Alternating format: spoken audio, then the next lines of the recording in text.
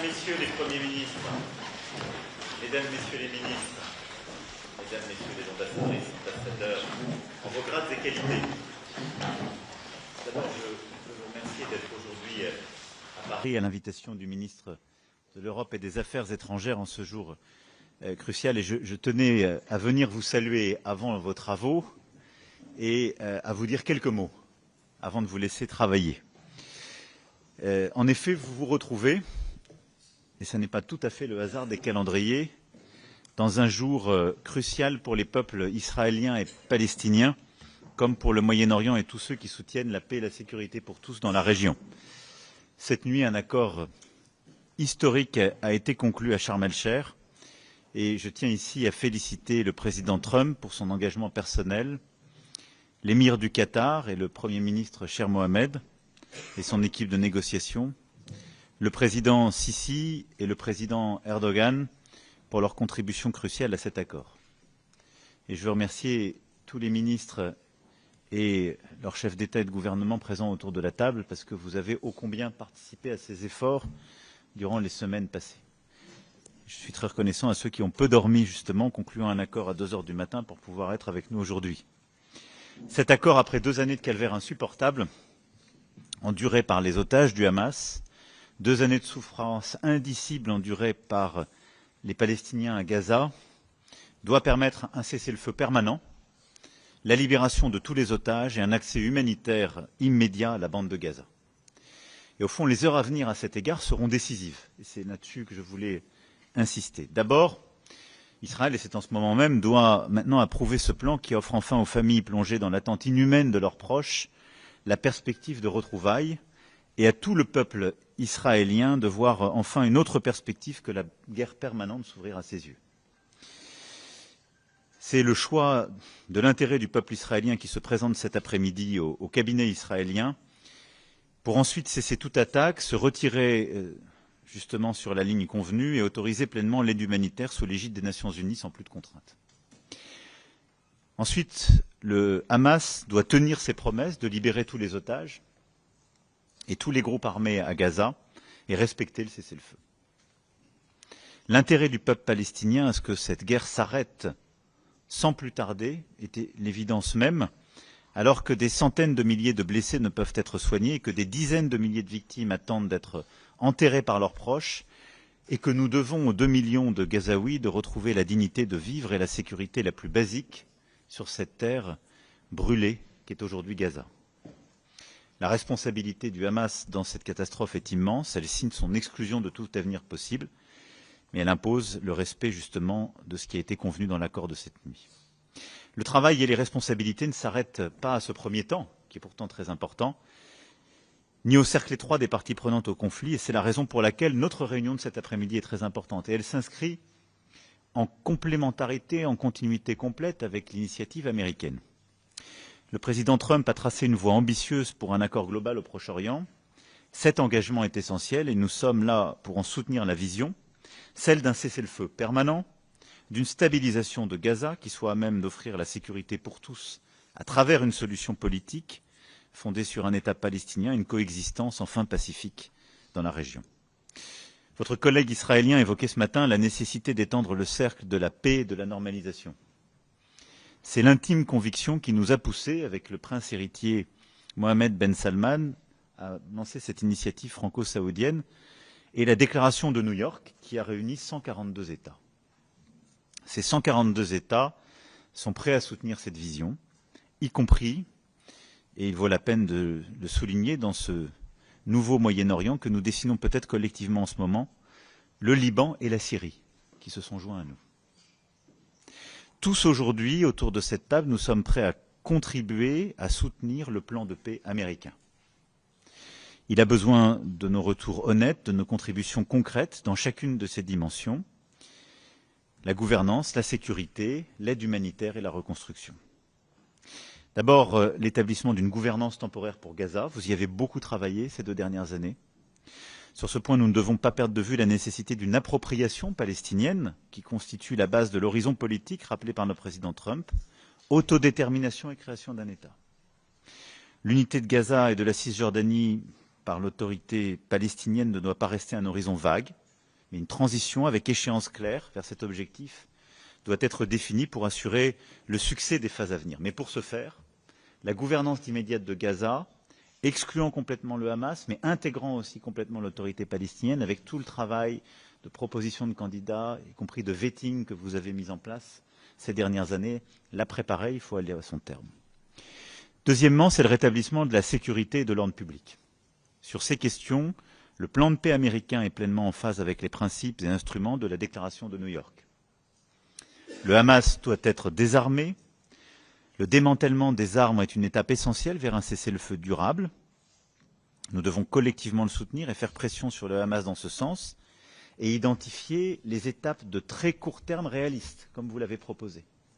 C'est-à-dire les équipements les plus lourds, les tunnels, tout ce qui a été les instruments des dernières années du Hamas pour créer le chaos et ses attaques.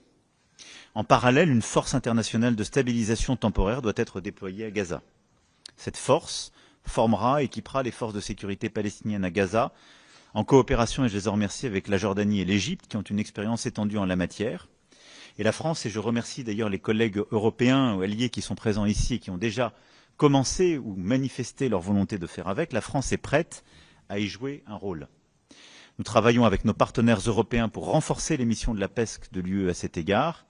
La contribution de vos pays sera cruciale, mais nous avons tous un rôle à jouer pour cette force internationale de stabilisation et les éléments de formation.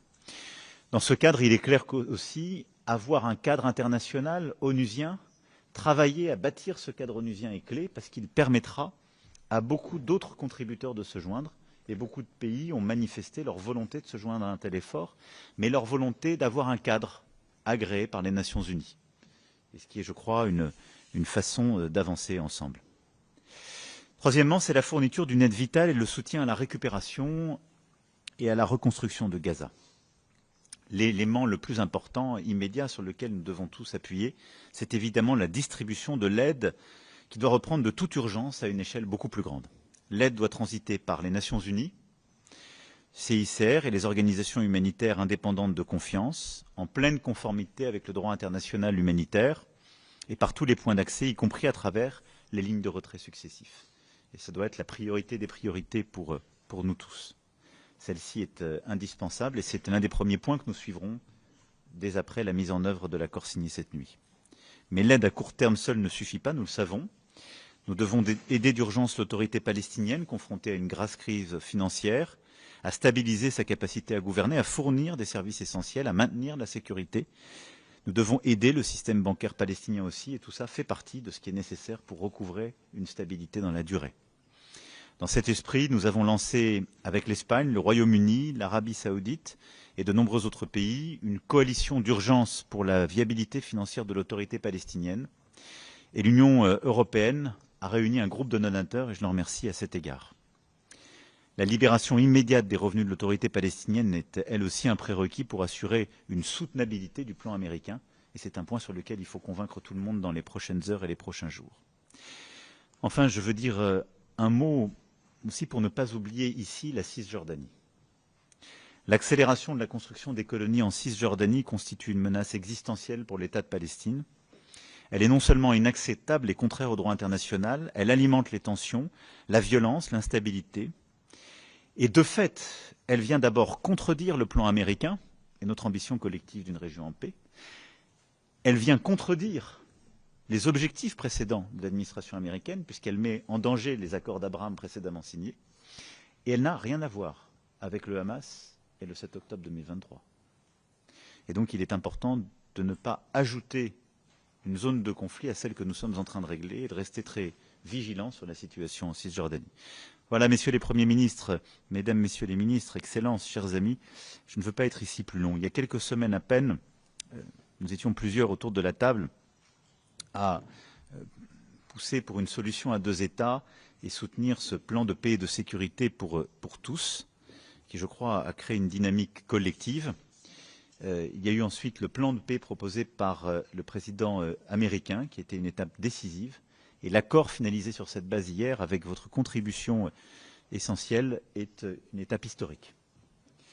Maintenant, je veux que vous sachiez que nous resterons mobilisés à vos côtés pour faire de cette étape une réalité et pour nous attacher à ce que chacune des étapes que je viens trop rapidement ici de balayer devienne une réalité à son tour, car nous savons combien la guerre est têtue, et il est difficile de l'arrêter, mais nous savons aussi combien les paix sont fragiles. Et donc c'est cet engagement méthodique, cette exigence que nous devrons avoir qui sera clé dans la durée. Vous savez qu'en tout cas que la France se tiendra à vos côtés. Je pense que vous avoir tous dans ce format aujourd'hui à Paris est ô combien important.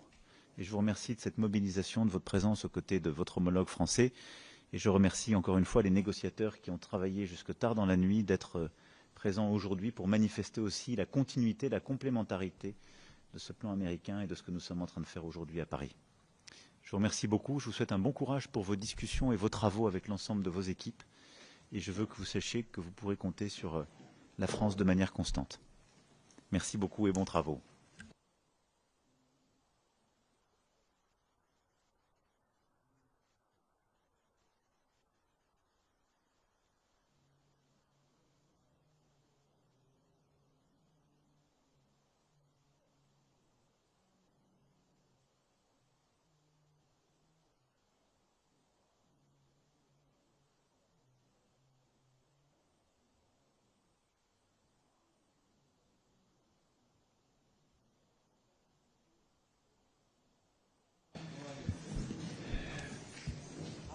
Excellencies, Messieurs les Premiers ministres, ministres, chers collègues, je suis honorée de vous accueillir ici en ce jour important, quelques heures après la conclusion d'un accord de cessez-le-feu et de libération des otages, conformément au plan de paix. months of tireless efforts, including a few days ago in New York, after we've all worked very hard to put an end to war and suffering, this is a giant leap towards peace and stability in the region, with security guarantees for Israel and the recognition of Palestinian legitimate rights. Our collective duty is to make President Trump's plan a success on the ground, to be united for peace. And there is perhaps no better place, actually no better room, to hold these timely discussions. Because in this very room, in front of this fireplace behind me, French Foreign Minister Robert Schuman initiated the European reconciliation in 1950, 75 years ago, after close to a century of devastating wars on the European continent. This is proof that there is always a path towards lasting peace, and that there is no reason why Israelis and Palestinians cannot be in the future as close as Germans and French are today, dear Joan. And so on that day, Robert Schuman said that peace cannot be safeguarded without the making of creative efforts proportionate to the dangers which threaten it.